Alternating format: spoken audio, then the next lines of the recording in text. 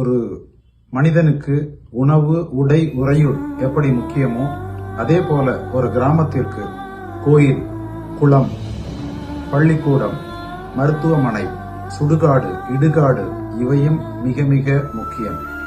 கடந்த வாரம் அடைமழை நாளில் மன்னார்குடி சட்டமன்ற தொகுதி நீடாமங்கலம் ஒன்றியம் கானூர் பருத்திக்கோட்டை கிராமத்தில் இறந்து போன ஒருவரது உடலை எரிப்பதற்கு தகன மேடை இல்லாததால் கொட்டும் மழையில் பள்ளம் தோண்டி அந்த பள்ளத்திலும் நீர் ஊற ஊற அதிலேயே இறந்து போனவரின் உடலை புதைத்த ஒரு அவலம் நிகழ்ந்திருக்கிறது.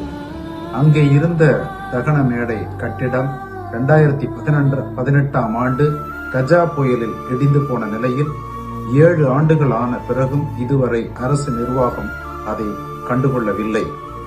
தற்போது பாமனியிலிருந்து கானூர் செல்லும் சாலை அருகில் பருத்திக்கோட்டை கிராமத்திலேயே ஒரு இடம் இருப்பதாகவும் அங்கே புதிதாக தகன மேடை அரசு கட்டித்தர வேண்டும் என்று அவ்வூர் மக்கள் கோரிக்கை எழுப்புகிறார்கள்.